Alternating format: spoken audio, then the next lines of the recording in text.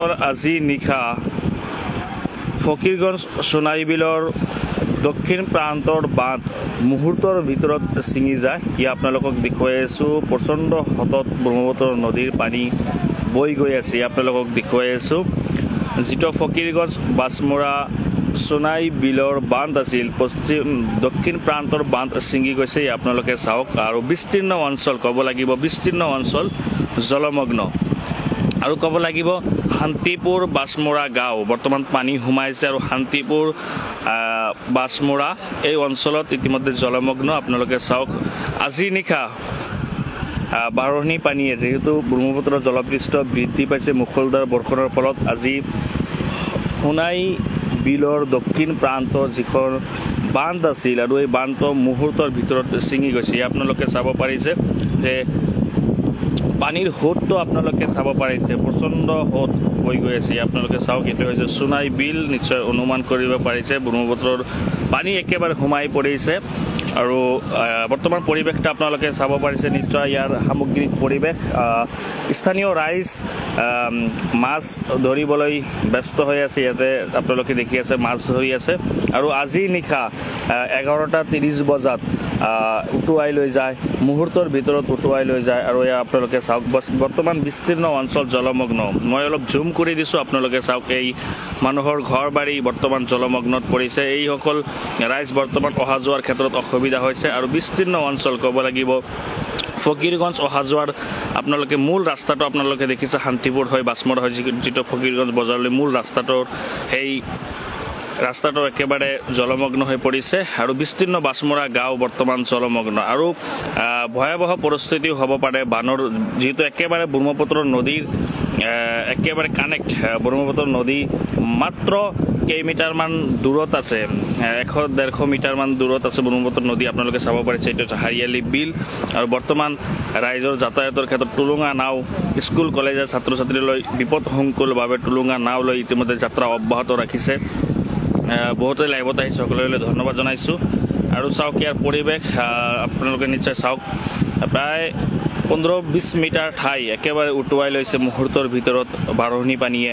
আৰু বৰ্তমান ক'ব লাগিব অতি সোনকালে জিলা প্ৰশাসনৰ ফালৰ পৰা আৰু দক্ষিণ শালমাৰ সমষ্টিৰ বিধায়ক নৱগঠিত বিচিং জুৰুৱা সমষ্টিৰ বিধায়ক ৱাজেদ আলী চৌধুৰী ডাঙৰীয়া অতি সোনকালে এই অঞ্চলত ৰাইজৰ মাজত আহি খবৰ ল'ব লাগে। আপোনালোকে চাওক পোনপটীয়া সম্প্ৰচাৰ। এইটো হৈছে সোণাই বিলৰ দক্ষিণ প্ৰান্ত বাছমৰাৰ একেবাৰে লগত বাছমৰাৰ যিটো গাঁও আছে, এইটো সোণাই বিলৰ যিটো হাৰিয়ালি আছিল এই হাৰিয়ালিৰ দক্ষিণ প্ৰান্তৰ বান্ধটো মুহূৰ্তৰ ভিতৰত ছিঙি গৈছে আজি নিশা।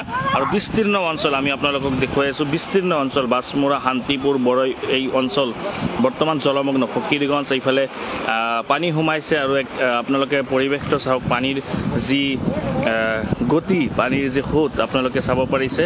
এয়া হৈছে এইটো বান্ধ আছিল, এইটো দক্ষিণ প্ৰান্তৰ বান্ধ আছিল। আৰু বৰ্তমান টুলুঙা নাৱেৰেও ইফালৰ পৰা সিফালে ৰাইজ পাৰাপাৰ হৈ আছে। আৰু ব্ৰহ্মপুত্ৰৰ পৰা একেবাৰে ব্ৰহ্মপুত্ৰৰ পৰা পানী সোমাই আহিছে। আপোনালোকে চাওক ব্ৰহ্মপুত্ৰৰ মুখটো আপোনালোকে দেখিব পাৰিছে, একেবাৰে কানেক্ট হৈ আছে ব্ৰহ্মপুত্ৰৰ লগত, একেবাৰে সংযোগ হৈছে বৰ্তমান পানী। আৰু ভয়াৱহ বান হ'লে আৰু পানী যদি বাঢ়ি যায় তেনেহ'লে এই বিস্তীৰ্ণ অঞ্চল ভয়ংকৰ বন্যা হ'ব। আপোনালোকে চাব পাৰিছে ইয়াৰ পৰিৱেশটো। এয়াই হৈছিল আজিৰ পৰিৱেশ। আপোনালোকক অলপ সময় দেখাবলৈ চেষ্টা কৰিলোঁ।